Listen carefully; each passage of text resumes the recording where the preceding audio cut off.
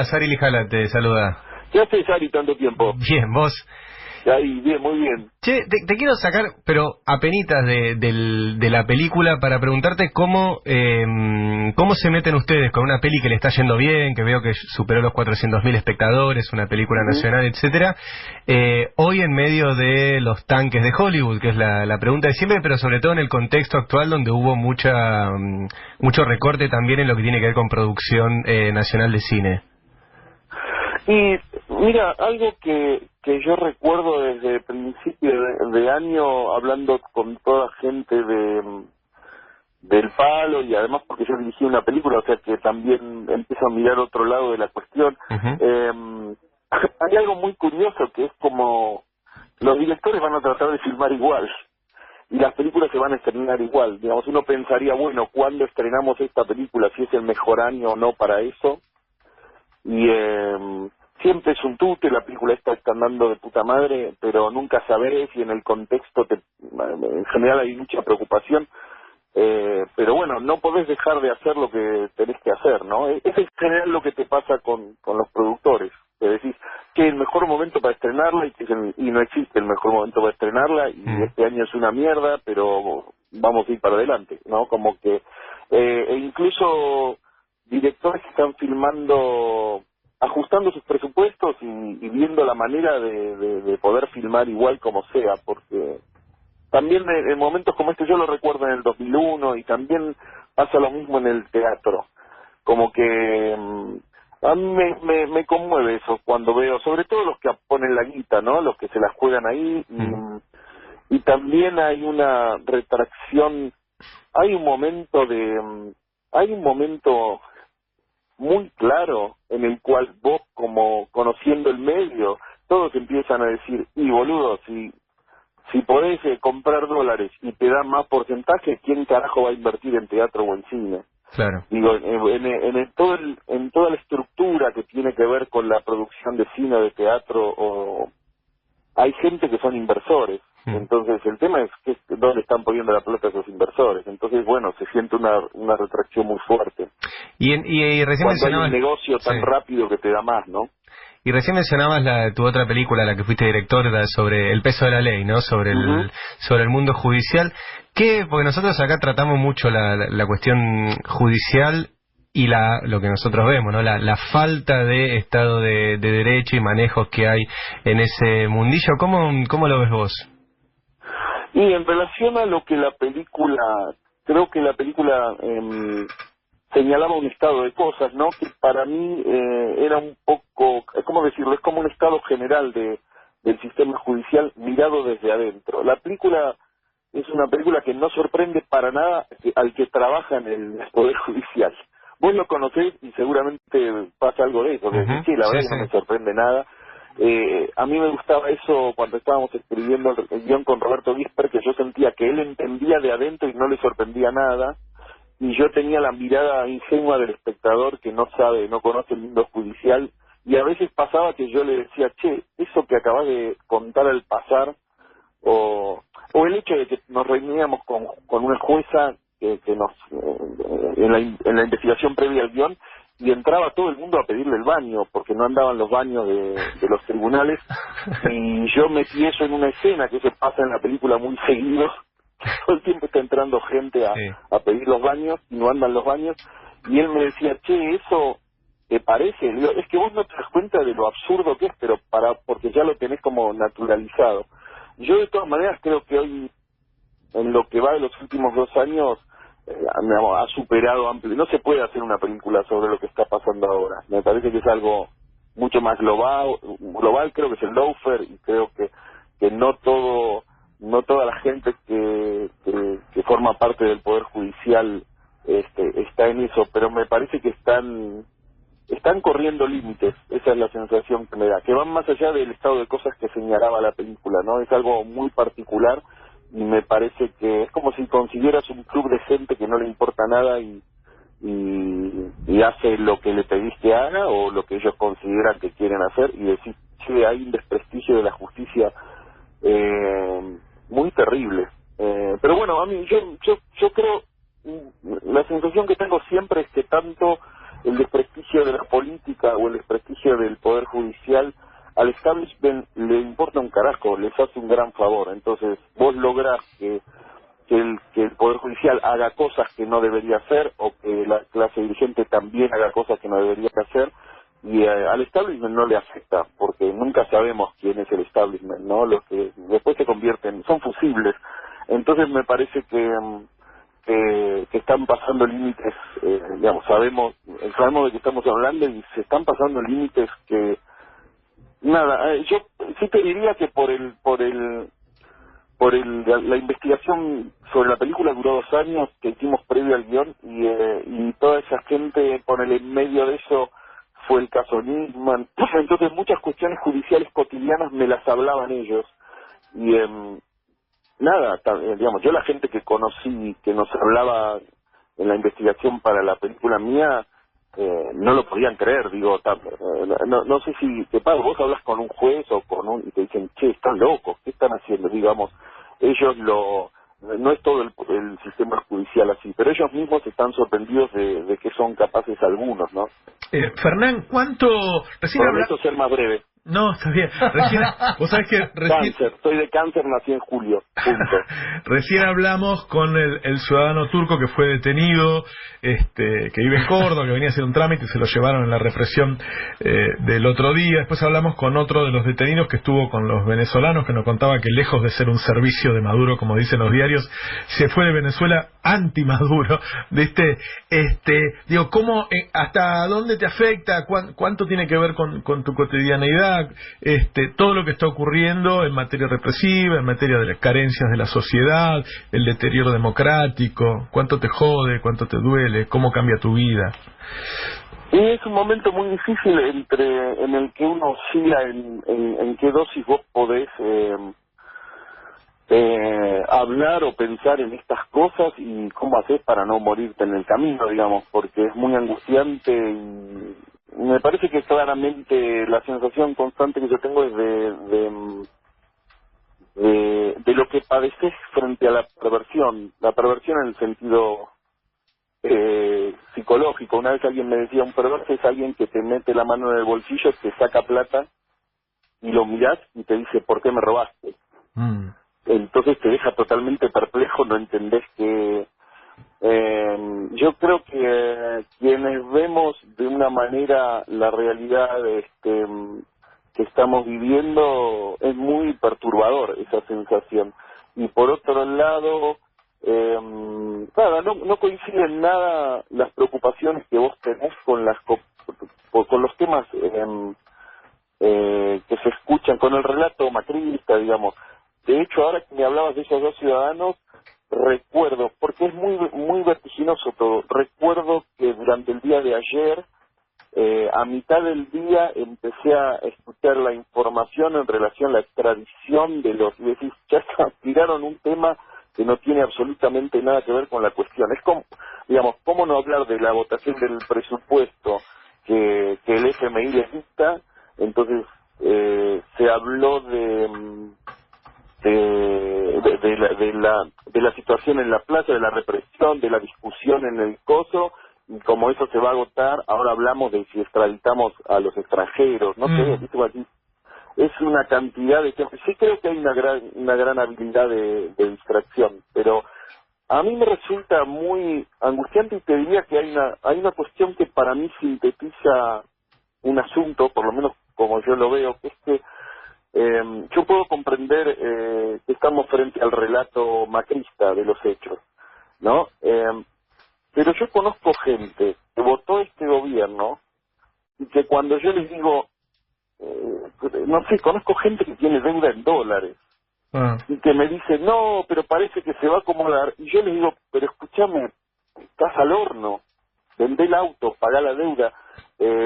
Situaciones de ese tipo me encuentro cada vez más, y sienten un poco que estás siendo demasiado pesimista, entonces lo que yo siento es que ese relato, más allá de la situación que yo sé perfectamente porque conozco los datos de la historia que yo he vivido me hacen ver que yo conozco todos estos datos. Yo sé lo que es el neoliberalismo, sé lo que es el FMI, sé lo que, digamos, aprendí la palabra FMI antes de decir mamá casi, porque vivo en este país. El riesgo país, lo escuché hablar toda mi vida. Entonces, con esos datos yo hago una lectura de la realidad que la hace una parte de la gente, y que hay otra parte de la gente a la cual, más allá de que vos generes un relato para vender tu ideología o tu plan de gobierno o tu plan de negocios, como te gusta decir a vos, hay una cuestión que paralela, que es que estás cagando a la gente que no se está protegiendo, porque estás haciéndole creer que esta situación económica es pasajera. Ya dejemos de lado la pesada herencia, que me parece claramente para mí un verso, es el relato macrista, pero ya además, si la gravedad de la situación económica la seguís alivianando, hay gente que no toma sus precauciones. Entonces me empiezo a ver cada vez más los últimos 6 meses esa situación donde vos a alguien le decís, che, ojo, y te dicen, no, bueno, pero vos porque sos vos porque sos... Es como si fuera otra vez ¿cómo les llamaban? La campaña del miedo. Del miedo, sí. Claro, entonces yo digo, mira, no te estoy hablando de política, te estoy hablando de tu economía. Yo creo que si hubiera soluciones mágicas y esto se revirtiera, por 6, 8 años mínimo, esto va a ser un quilombo. Entonces tenés cuidado, tenés cuidado en qué vas a hacer con tenés que amoldar tu realidad, tus prioridades económicas a eso. Y me resulta que más allá de toda la lectura, digamos, que uno puede hacer de la coyuntura o de la política, hay algo en lo concreto que yo veo como a esa gente no están permitiéndole estar al tanto de la gravedad de la situación.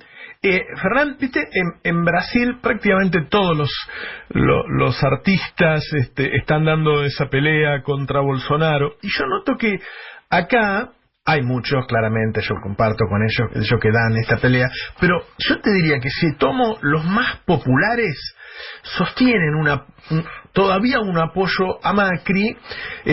No te pido, por favor, que hagas, que juguemos moralmente nada más, sino buscar alguna explicación que por qué nos pasa en Argentina, que no sé, agarro El secreto de tus ojos y lo tengo a Campana, a Darín y a Franchella. Yo amo El secreto de tus ojos, y creo que hay que ser gente muy sensible para hacer eso. O sea, me genera contradicción a mí. Yo no tengo la oportunidad de preguntárselo. Además, Campanella me bloqueó, yo nunca había escrito nada. Pero digo, ¿es necesario ser tan sensible para hacer una película sensible? ¿O por ahí no? Solamente sos actor. No, yo creo que no. Yo creo que Campanella además piensa eso. No tengo la menor duda de que esa es su visión. Y creo que una de las cosas más interesantes desde que se volvió a discutir política a partir del kirchnerismo, en mi caso, ¿no? Porque yo viví la primavera alfonsinista, la vivieron mis amigos 4 o 5 años mayores que yo ya se me pasó cuando era adolescente. Y me parece que a partir de que discutir política o pensar la política, hay un aspecto que resulta bastante sorprendente. Viste que hay un momento en el cual decís, pero ¿cómo puede pensar esto? Y el otro piensa, pero ¿cómo carajo puede pensar esto? Me parece que eso forma parte de un aspecto bastante complejo e interesante también, ¿no? Que es lo que hace también que una persona pueda convencerse con el tiempo de no ir cambiando su opinión. Eso pasó mucho en el último tiempo. Pero no, yo creo que yo desde muy chico, digamos, qué sé yo, mira, yo conozco actores que hacen de malos y son las personas más buenas del mundo, y actores que hacen de buenos y no dejen la billetera arriba de la mesa. Entonces como que es bastante extraño, pero no está ligado necesariamente. Y además yo creo que hay algunos casos en los cuales yo considero que me parece que todas las opiniones son respetables, y hay casos que son más nefastos, si querés, ¿no? Donde decís que les está vendiendo un buzón. No, digamos, hay gente que para mí te vende un buzón y lo sabe, y hay otra gente que no, que digamos te vende lo que cree que es su mejor buzón, y a veces escuchás a alguien que dice exactamente lo contrario de lo que pensás y te dice, esto lo digo por mis hijos para que tengan un futuro. y realmente están convencidos de esa son sus convicciones, digamos, ¿no? Claro. Pero bueno, para mí en la lectura a veces tiene que ver, para mí básicamente, con cuál es la lectura que haces, en lo cual influye también tu historia, ¿no? Pero cuál es la lectura que vos haces de los mismos hechos. A mí me resulta, en un aspecto casi te diría, no sé, de la imaginación, me resulta fascinante eso. El mismo hecho puede ser leído de maneras tan diferentes que... Pero nada, yo conozco gente, incluso tengo amigos que hacen una lectura de la misma situación o a qué le dan prioridad dentro de eso. Bueno, qué sé yo creo que básicamente algo que de muy chico yo entendí cuando pude votar. Yo viví el final de la dictadura y tenía un valor muy fuerte poder votar. Mi vieja me dijo, siempre se vota lo menos peor. Entonces me parece que hay algo de esa lectura. Vos podés cuestionar un montón de cosas y hacer crítica de un montón de aspectos, que es estirar más fino, pero nada, qué sé yo viví un solo gobierno progresista en este país y pensé que nunca lo iba a ver. Entonces, pero bueno, hay gente que hace otra lectura de esas mismas, digo, distinto es el tipo de derecha asumido, ¿no? Pero incluso te pasa mucho alguien que es de derecha, pero no es que se asume de derecha, sino que lo que está diciendo vos sabés que es de derecha, pero él cree que no, que está... Bueno, y yo creo que además la derecha sabe muy bien cómo generarte eso, cómo te ponen los enemigos a la vista todo el tiempo. La última, ¿querés que vuelva Cristina?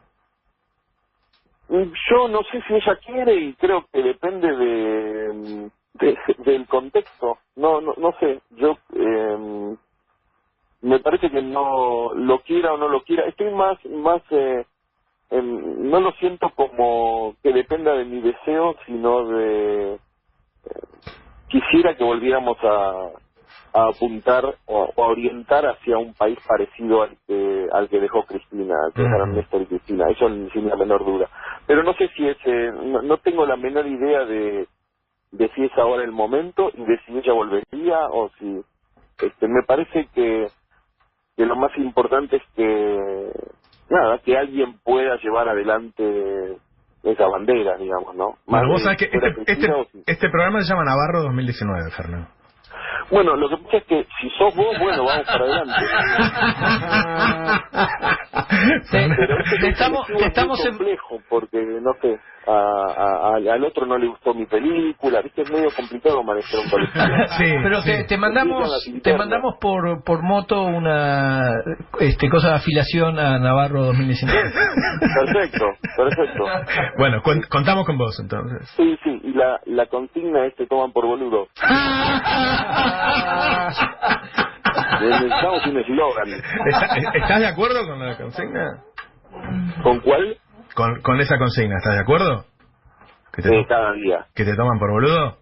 No, es casi como que trato de buscarle sinónimos para no decir todo el día la misma frase. Sí, pero... Sí, es eso, es como... pero me está jodiendo. Claro, o sea, ahora estamos viendo si en la marcha había extranjeros. ¿De qué carajo? ¿Cuál es la relevancia? Sí. No, es un chiste todo. Fernán, muchas gracias, querido.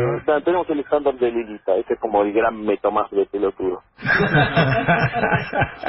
Bueno, ¿no? Que tienen la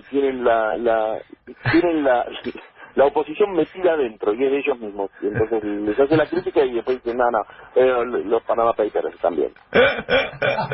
Es un gran invento ese que hicieron. Bueno, ¿qué voto? Ahí está. El título de Clarín. Fernán Mirás dijo que votará a Navarro. Lijalad, el ministro de qué? De los servicios de inteligencia. Le decimos el Gorra, ¿viste acá? Me imaginé que ya estaban todos ahí buscando un puesto. Choriplanero. ¡Choriplanero! Nos estuvo mostrando unas... Nos estuvo mostrando unas carpetas sobre vos, pero nada Tranquilo, Fernán, es lo que acordamos. Me imagino. Hay fotos de la terraza del Colón de Tango Pero. Un abrazo, chao, querido, chao. Un abrazo, aguante. El pasado es a las 6. Como recordaron a